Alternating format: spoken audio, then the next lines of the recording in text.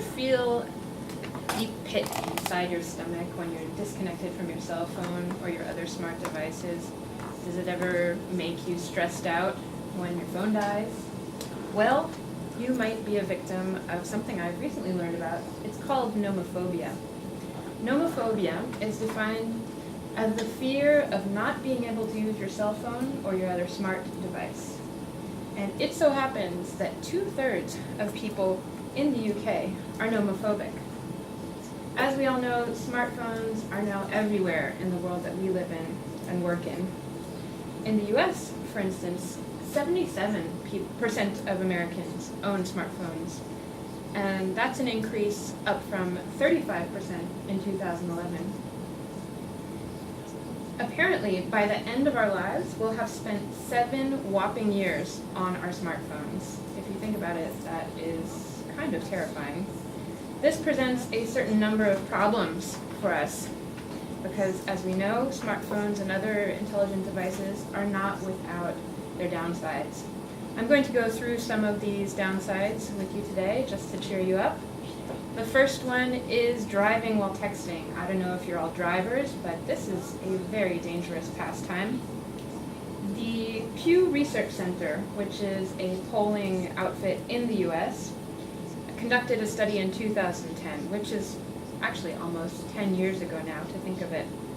They found, regarding driving while texting, that 50% of adults, that's 1 out of every 2 adults, drives and texts, and 1/3 of teenagers aged 16 to 17. This could just be a weird fact, but no, it kills 9 people a day in the US. Once again, that was in 2010, so I can only imagine what the situation is like now.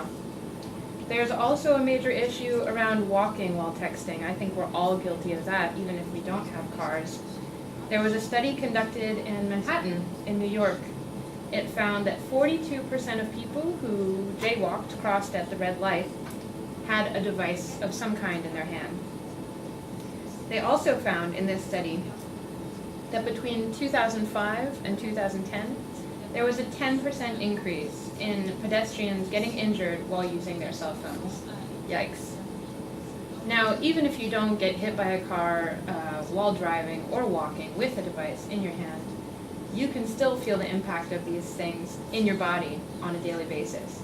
Have you ever felt neck pain as a result of staring at your cell phone for too long?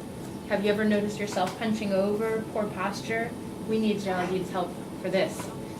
This can also, in addition to affecting your posture and your spine, your back, can also impact your breathing, because as you know, when you're hunched over, your rib cage is compressed, you can't breathe quite as fully, and this can actually have an emotional impact as well. Your mood may worsen as a result.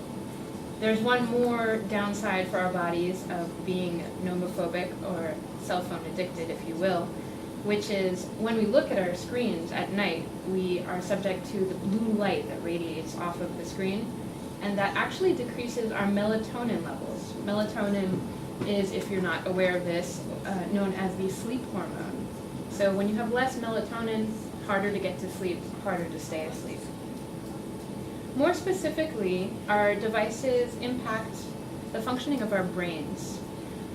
I think you might have read about this in the news, but increasingly, the very same people who created a lot of our smart devices, who are often working in Silicon Valley, have kind of done an about-face and come to realize the dangers of these devices and of social networks as well. The person who created those push notifications on your iPhone that pop up to tell you when you have a message or a friend request or something like that, he was recently interviewed by the British newspaper, The Guardian, and he said that these push notifications, the people who created them, they know that they use the same neural pathways as gambling and drugs. This is no child's play. Sean Parker, who used to be the president of Facebook, he had this to say about the social network that he designed. He said, "We designed it to hook users by having their dopamine levels increase." Now, what is dopamine? I don't know if you've heard of it before. It's a neurotransmitter. This is a neurotransmitter that's released when your brain is anticipating some kind of reward, or it thinks it's going to acquire some new knowledge. So these really, quite literally, get you hooked, get you addicted. And why do they need to get you addicted in the first place? Well, this brings us back to the very business model of social networks. The business model is, sure, you can download the app for free, use it for free, but we need to pay our advertisers, so we need you to keep coming back, we need you to keep looking at your screens. And one example of this that I found quite alarming is that Instagram has actually been revealed to wait to show you all the likes on your photo that you've posted, so that you keep getting kind of a trickle of likes over time, so you keep looking back at the app, falling into the trap.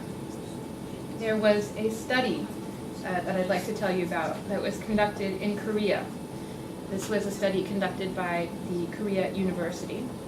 And what they did is they compared teenage boys who are known to have an internet or smartphone addiction and teenage boys who are not addicted to the internet or their smartphones. And what they found is that the boys with the addiction actually have higher levels of another neurotransmitter called GABA. GABA, or capital G-A-B-A.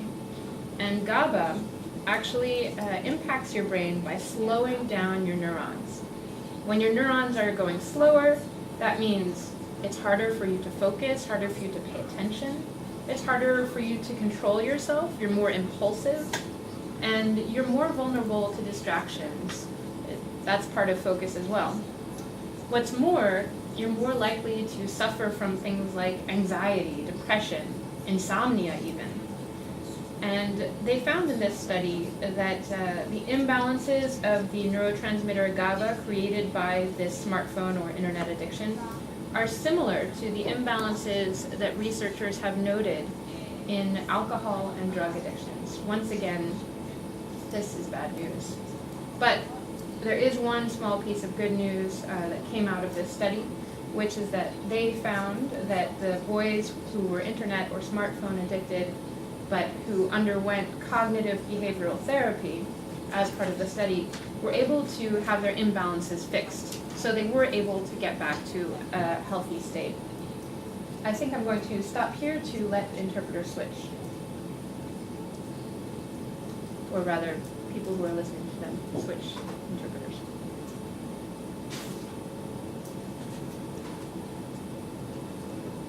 Now, something else that I would like to tell you about is the impact on productivity. After you've been interrupted while doing a given task, it's going to take you an average of 25 minutes to get fully back on task. And when you have these push notifications showing you new email, new friend requests, things like that, you're constantly being interrupted, you're constantly being distracted from the task at hand. And in fact, this is leading you to develop the tendency to do what they call self-interrupt, i.e. procrastinate, quite simply. This is something I have definitely noted in my own life, and it's kind of terrifying because I don't remember being quite such a procrastinator when I was younger. And also, with regards to work-life balance and productivity, when I am constantly interrupting myself and I am constantly connected, I am also constantly feeling obligated to being connected and obligated to look at these interruptions. So it's a vicious circle, really. One more point I'd bring to your attention is, drumroll please, your attention span. Sorry, couldn't resist the bad joke. Between 2000 and 2013, research shows that our average attention span shrunk from 12 to 8 seconds. That's just 13 years. Who can imagine what it's like now? Because 2013, well, that was already 6 years ago. And what I really notice in my life, and I think everybody notices this when they look up from their phone in the subway, for example, is that the fact that we're connected to everyone all the time means that we're kind of less connected to the people sitting right next to us.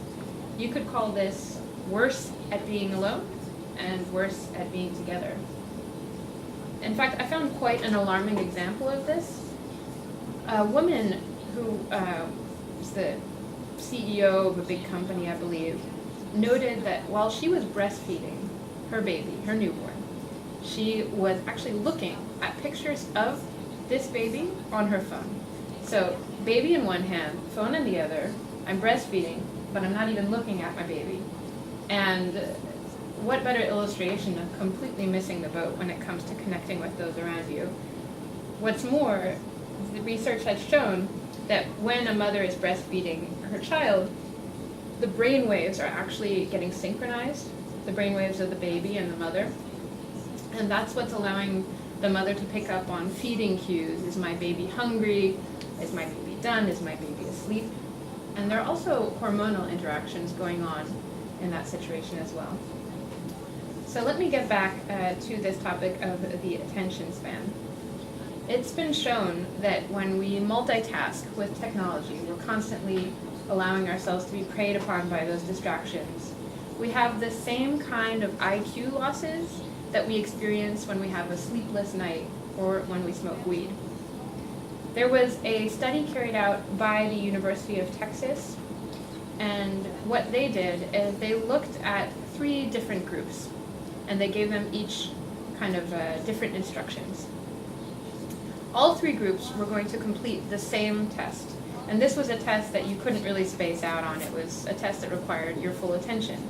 But one group was allowed to have their phones face down on the table next to them. The next group had their phone either in their pocket or in their bag next to them. And the third group had their phone in the room next door. None of the groups were allowed to check their phones, so none of them were actually getting these pings from their different apps and things.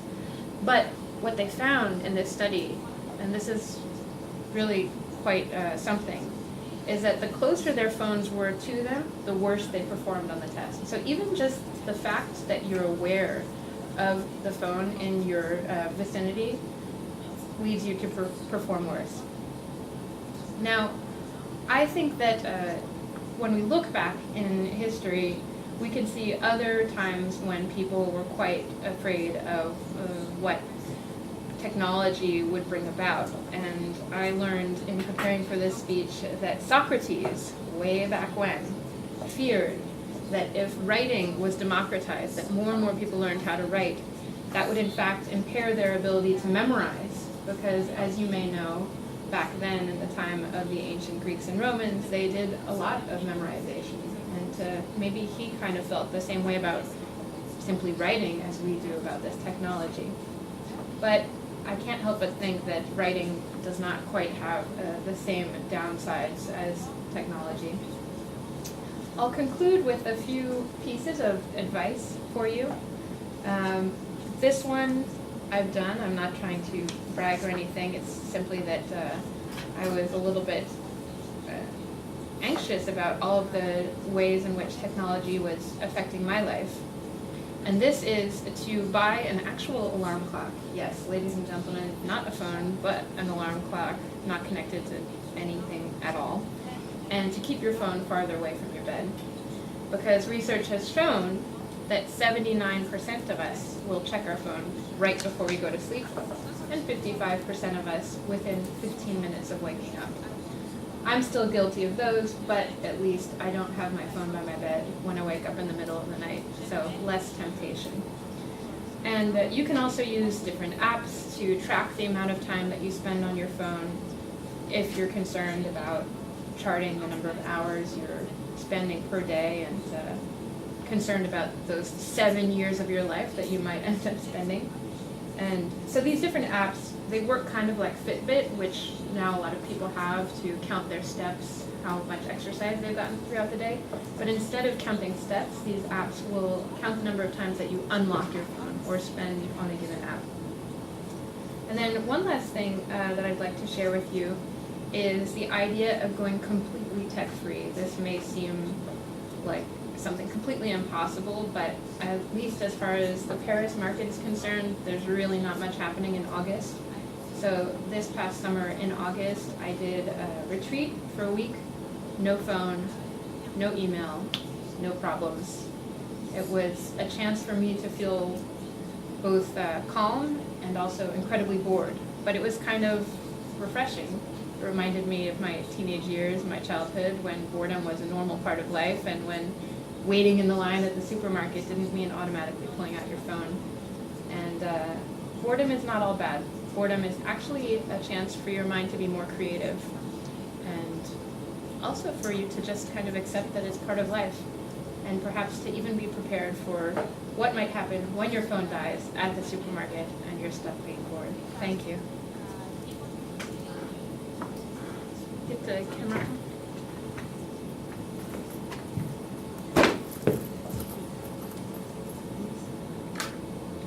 Which button? It's Power? the silver one. Silver? This one.